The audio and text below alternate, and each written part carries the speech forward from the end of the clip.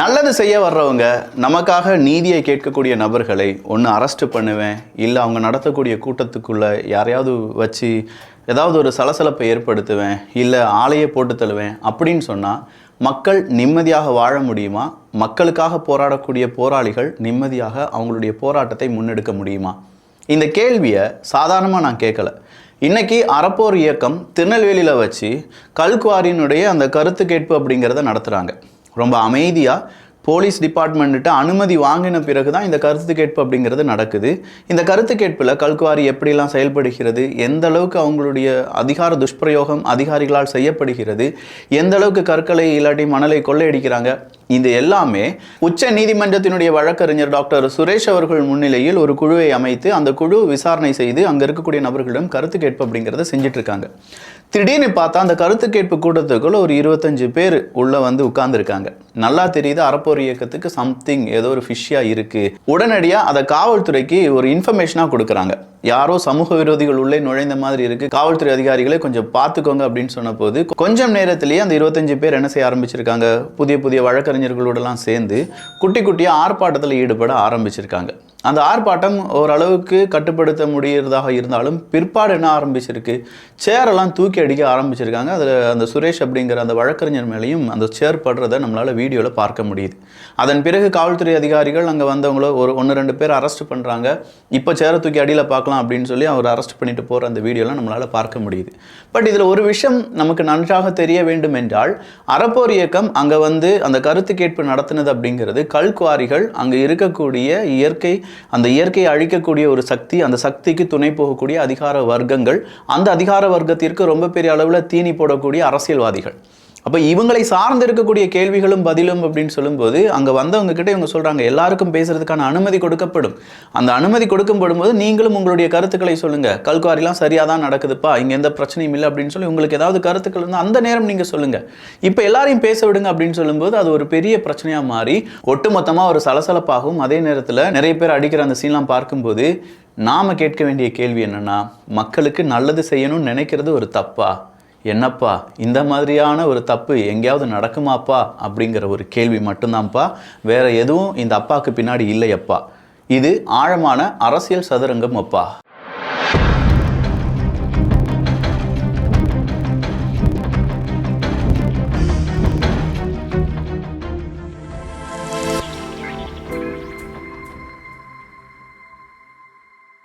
குட்டி குழந்தைகள்லாம் இருக்காங்க, ஒரு 4வது வகுப்புக்கு கீழே இருக்கக்கூடிய குழந்தைகள்லாம் இருக்காங்க. மல்டிப்ளிகேஷனாக இருக்கட்டும், இல்லாட்டி அவங்களுக்கு நம்பர்ஸாக இருக்கட்டும், அப்படி இல்லைனா அவங்களுக்கு ஷேப் சொல்லி கொடுக்குறதா இருக்கட்டும், கலர் ஐடென்டிஃபிகேஷனாக இருக்கட்டும், இதுக்கெல்லாம் பெஸ்ட்டான ஒரு மாண்டசரி போர்டு அப்படிங்கிறது கிட்ஸ் ஸ்பெஷல் வந்திருக்கு.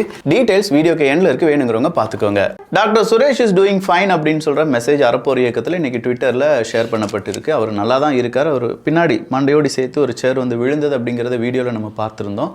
எனிவே அறப்போர் இயக்கத்தினுடைய இந்த வீரியமிக்க சில செயல்பாடுகள், அந்த செயல்பாடுகள் அப்படிங்கிறது ரொம்பவே முக்கியமானது. அதுவும் ஆளும் கட்சிக்கு எதிராக, ஆளும் அரசியல்வாதிகளுக்கு எதிராக மிக முக்கியமான சான்றுடன். இப்போ நாமெல்லாம் வீடியோ போடுறோன்னா அவங்க நியூஸ் சொன்னாங்க, இவங்க நியூஸ் சொன்னாங்க அப்படின்னு சொல்லி யார் மேலேயோ இல்லாட்டி யாரையோ ஒரு சோர்ஸாக வச்சு நம்ம இங்கே நியூஸ் சொல்லிட்டு இருக்கோம், வீடியோ பேசிகிட்டு இருக்கோம்.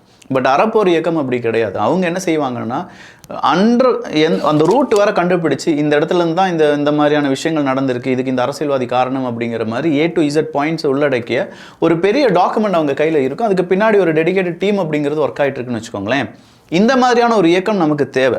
அந்த இயக்கத்துக்கு நம்ம இப்போ சப்போர்ட் கொடுக்காம, இல்லை அவங்க ஆளும் கட்சிக்கு எதிராகத்தான் பரப்புரை செஞ்சிட்ருக்காங்க, திமுகக்கு எதிராக தான் அவங்க என்ன செஞ்சிட்ருக்காங்க, அவங்களுடைய எல்லா விதமான அலிகேஷனையும் வச்சிட்ருக்காங்க அப்படின்னு சொல்லி சில பேர் சொல்லலாம்.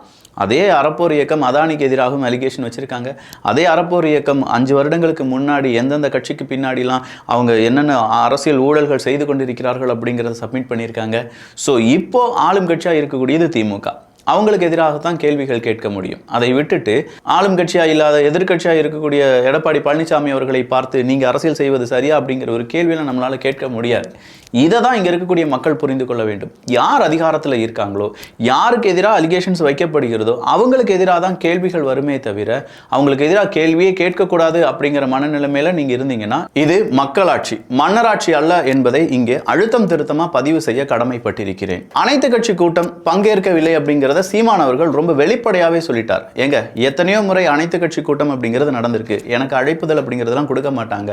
இந்த முறை அங்கீகரிக்கப்பட்ட கட்சி அப்படிங்கிறதுனால எனக்கு அழைப்பு அப்படிங்கிறத கொடுத்துருக்காங்க. பட் இந்த அனைத்து கட்சி கூட்டம் நடந்து என்ன பிரயோஜனம், ஏதாவது பிரயோஜனம் இதுவரை நடந்திருக்கா அப்படிங்கிற கேள்வி அண்ணன் சீமான் அவர்கள் கேட்டிருக்கார்.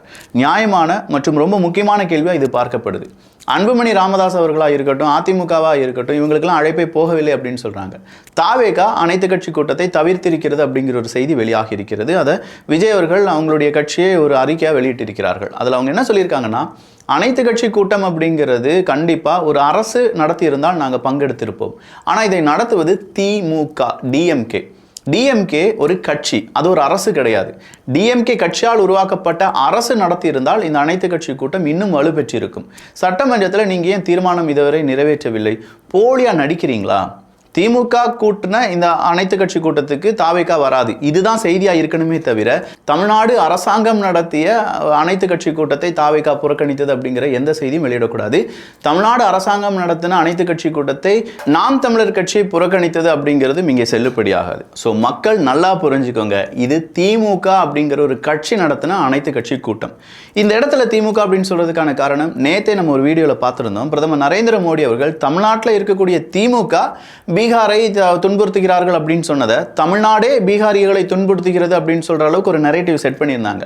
பட் உண்மையிலேயே தமிழ்நாட்டை சார்ந்த திமுகவை சார்ந்த அரசியல்வாதிகள் நிறைய பேர் பீகாரி, வடக்கன்ஸு, பாம்பரார் காயின்ஸ் அப்படின்னு சொல்லி ஏகப்பட்ட அவதூறுகளை பரப்பி வடக்கன்ஸ், இந்த நார்த் இந்தியன்ஸை பார்த்தாலே ஐயோ இவங்களா அப்படிங்கிற லெவலுக்கு பரிதாபங்களை விட ட்ரோல் பண்ணவங்க இந்த அரசியல்வாதிகள் தான்.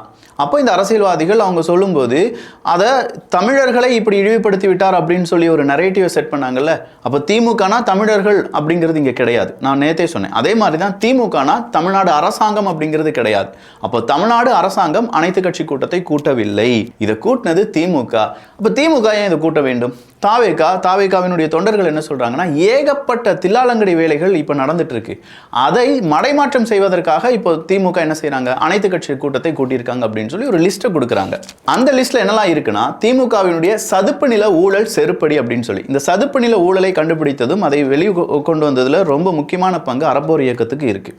இந்த சதுப்பு நில ஊழலாக இருக்கட்டும், KN நேருவின் அரசு பணி ஊழல் அப்படிங்கிறதா இருக்கட்டும், சென்னை சாலைகள் அமைப்பதில் ஊழல், 4000 கோடி பேக்கேஜ் அப்படிங்கிறது பல வருடங்களாகவே கேட்கப்படக்கூடிய கேள்வி. விவசாயிகள் கொள்முதல் பிரச்சனை, ஆமாங்க, ஒரு 168 கோடி ரூபாய், ஒரு 888 கோடி ரூபாய் அப்படிங்கிற பல ஊழலை பார்த்துட்டு இருக்கோம். நெல்லை ஒரு இடத்துல இருந்து இன்னொரு இடத்துக்கு கொண்டு போகக்கூடிய சப்கான்ட்ராக்ட்ல கூட ஊழல் நடந்திருக்கு அப்படிங்கிறதும் வெளி உலகத்துக்கு வந்திருக்கிறது என்பது குறிப்பிடத்தக்கது. அப்போ இதெல்லாம் டிபேட்டபிளாக மாறி இருக்கணும். ஆனால் இதெல்லாம் இங்கே டிபேட்டாக மாறிச்சா? அதுதான் இவங்களுடைய சூட்சமம்.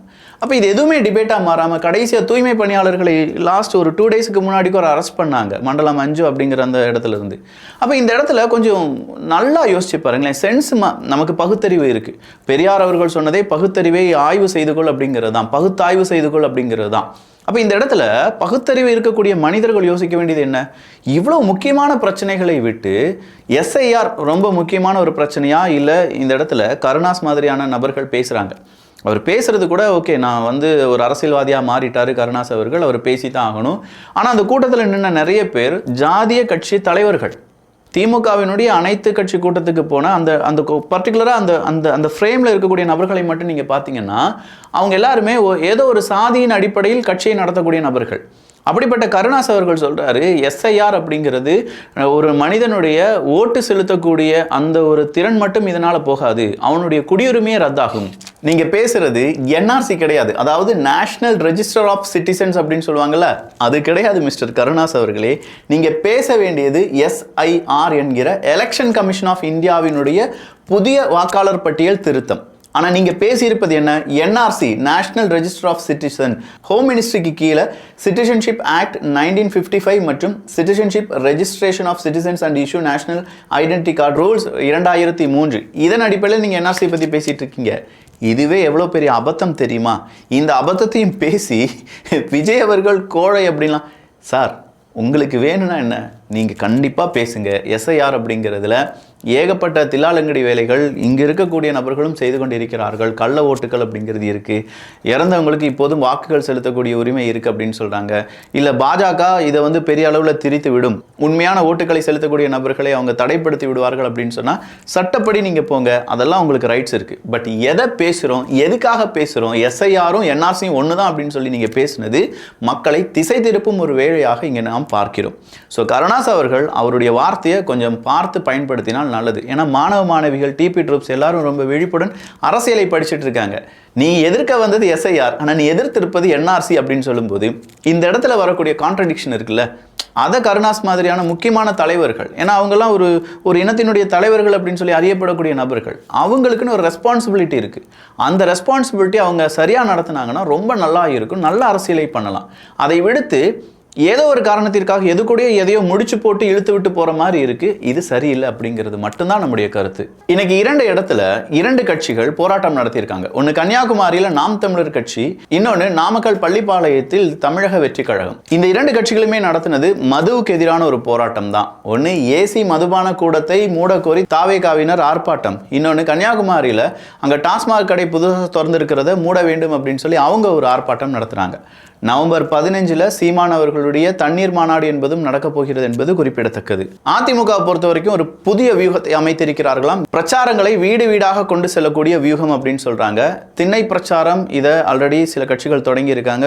தமிழக வெற்றி கழகமாக இருக்கட்டும், திமுகவா இருக்கட்டும், நாம் தமிழர் கட்சியாக இருக்கட்டும், இந்த திண்ணை பிரச்சாரம் அப்படிங்கிறத இப்பவே செய்ய ஆரம்பிச்சிருக்காங்க. அதே லெவலுக்கு அதிமுகவும் திண்ணை பிரச்சாரங்களை செய்வார்கள் அப்படின்னு சொல்லி நாம எதிர்பார்ப்போம். எது எப்படி இருந்தாலும் ஏகப்பட்ட செய்திகளை இதன் வழியா நீங்க கேட்டிருப்பீங்க, புரிஞ்சிருப்பீங்க நான் நம்புறேன். இன்னும் நிறைய அப்டேட் எல்லாமே வரப்போகுது. அதற்கு நீங்க செய்ய வேண்டியது அரசியல் சதுரங்கம் அப்படிங்கிற நம்ம சேனலை சப்ஸ்கிரைப் பண்ணிக்கோங்க, கொஞ்சம் சப்போர்ட் கொடுங்க.